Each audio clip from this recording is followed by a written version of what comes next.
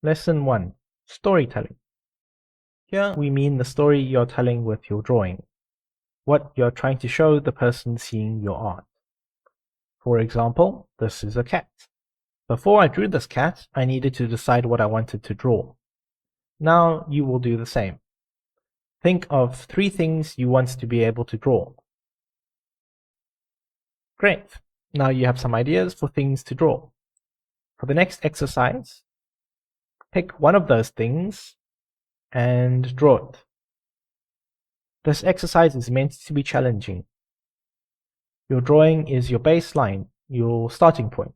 It helps set your expectations. Remember, we are not aiming to be good right now, only to be a bit better than yesterday. After lots of practice and learning, you can compare your future drawings to this one and see your improvement.